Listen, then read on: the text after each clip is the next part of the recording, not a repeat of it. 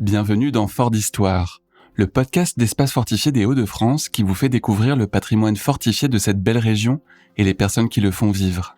Dans cette première saison consacrée au fort Céré de Rivière, allons à la découverte du fort de Condé, grâce à Silver Capini, guide au fort depuis plus de 20 ans. Les questions ont été préparées et posées par les élèves du collège Jean de Mailly de Seclin.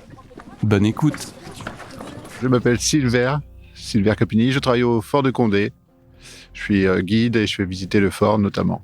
Le fort de Condé est construit de 1877 à 1882, voilà, donc en 5 ans. Il va être rapidement d'abord désarmé progressivement et déclassé en 1912, comme la majeure partie des autres forts. Mais voilà, le fort était quand même abandonné à ce moment-là. Ce qui fait que les Allemands vont le capturer sans combattre dès septembre 1914. Il va être repris par les Français au moment de l'offensive du Chemin des Dames en avril 1917. Et les Allemands reviennent 1 an plus tard, recapturent le fort et le fort va être définitivement libéré quelques mois avant la fin de la guerre, début septembre 1918. Voilà. Ensuite, après cette Première Guerre mondiale, le fort va être à nouveau déclassé, bien sûr. Et donc pendant la Seconde Guerre mondiale, il ne va jouer aucun rôle. Et il va être racheté par la commune de Chivreval en 1959. Servir de carrière de pierre, de centre de désobusage, et puis après, il va être abandonné, un peu oublié. Et il va falloir attendre 1979 pour que 2 passionnés, monsieur et madame Potier, créent une association pour sauver ce fort, le restaurer. Et depuis l'an 2000, c'est la communauté de communes du Val de l'Aisne qui va prendre le relais de ces 2 personnes pour continuer la restauration et l'animation du site. Est-ce que le fort est connu et est-ce qu'il y a beaucoup de visiteurs ? Alors, le fort est connu, oui et non. On est de plus en plus connu, mais il y a encore même des habitants pas très loin du fort qui ne le connaissent pas. Et sinon, le fort de Condé, il y a 12 000 visiteurs par an. Mais c'est parce qu'on fait pas mal de spectacles. Et c'est ça qui attire beaucoup de monde. Les caractères uniques de ce fort, c'est un fort vraiment dans son état d'origine, il n'a jamais été modernisé. Et il comporte une casemate cuirassée qui est unique aujourd'hui en France, en tout cas dans son état. C'est cette partie-là qui est classée sur la liste supplémentaire des monuments historiques, donc avec un affût qui est d'époque, et qu'on peut donc visiter au sein de ce fort. Quel est votre endroit préféré du fort ?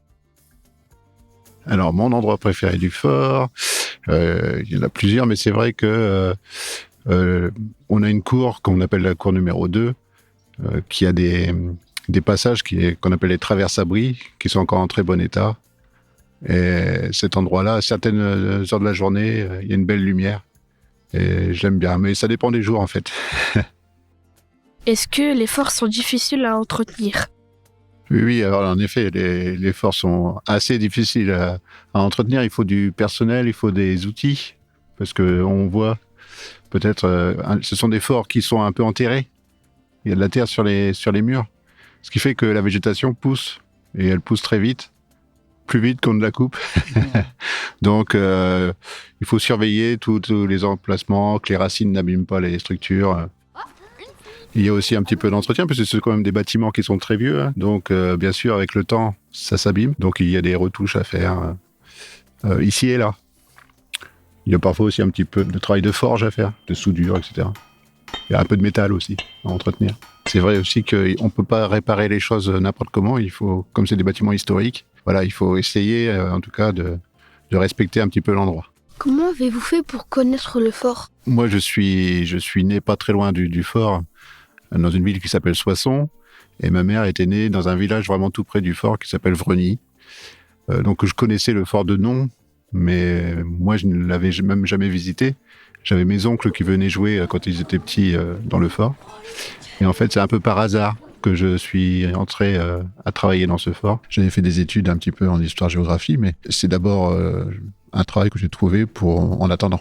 Ce sont quand même des endroits où on peut tomber littéralement amoureux de ces endroits et ensuite ne plus vouloir les quitter. C'est vraiment un très beau site et puis on y rencontre des visiteurs passionnants, de tous âges, de tous sexes, toute origine. Voilà, comme j'ai le plaisir vraiment de faire des visites, par exemple, nocturnes, et c'est toujours un réel plaisir. Est-ce qu'il y a des rumeurs sur vos forts comme quoi ils sont hantés ? Alors oui, ça bouge. Ce sont des endroits où il y a eu des morts. Hein. Donc, si on croit un petit peu, si on croit aux esprits, etc., moi, j'ai des gens qui viennent au fort, j'ai des collègues qui pensent vraiment qu'il y a des fantômes au fort et ils ont même leur prénom des fois. Hein. Il n'y a pas besoin de rajouter des bruits en fait pour faire croire qu'il y a des fantômes. Dernièrement, on a retrouvé les restes d'un cheval, à l'état de squelette évidemment, et qu'on a remonté des bas-fonds du fort. Enfin, on a remonté le crâne en tout cas. Le reste du cheval et son arrachement sont encore sur les lieux. Vous faites quoi quand le fort est fermé en hiver? Vous restez sur place? En fait, l'hiver, on prépare la saison suivante. Et puis souvent, on a effectivement plusieurs casquettes. Moi, je m'occupe aussi de scanner dans des carrières. Dans notre région, on a pas mal de carrières avec des graffitis, des sculptures laissées par les soldats pendant la guerre. Donc, je m'occupe de ça. En plus, on gère du matériel qu'on prête à nos communes. Je m'occupe aussi un peu de la taxe de séjour. Voilà, on a plusieurs casquettes, plusieurs rôles. Mais c'est une bonne question. Hein. Parfois, même nos élus nous la demandent. Comment vous faites pour attirer plus de monde? Voilà une question très intéressante. On fait de la publicité. On essaie de faire de la publicité par tous les moyens, c'est-à-dire en faisant des flyers, en faisant des passages à la radio pour notre part, des affiches. Et puis on essaie de faire parler du fort. Hein, le bouche à oreille, c'est ce qui marche sans doute le mieux. Et puis maintenant avec les réseaux sociaux, sur Internet, voilà, il faut parler du fort un peu partout pour attirer les gens. Et c'est ça. Et c'est vrai que c'est des espaces où il y a de la place pour faire plusieurs choses. On peut faire, ça peut être de la musique, du théâtre, bien sûr des expositions. Ici, au Fort de Condé, il y a du laser game, par exemple. Hein. Il y a aussi un escape game. Vraiment, les forts, on peut y faire plein de choses.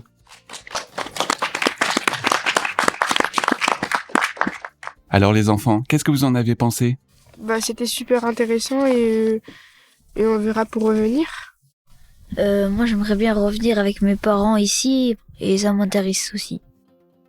Merci pour votre écoute. Si cet épisode vous a plu, nous vous encourageons à lui donner 5 étoiles sur votre application de podcast, le commenter et le partager autour de vous. Pour plus d'informations sur le Fort de Condé, rendez-vous sur le site et les réseaux sociaux du fort. Retrouvez-nous au prochain épisode sur un autre fort serré de rivière, le Fort des Dunes. Les journées des espaces fortifiés ont lieu chaque année le dernier week-end d'avril dans toute la région Hauts-de-France et sont un moment privilégié pour découvrir ces lieux uniques et remplis d'histoire.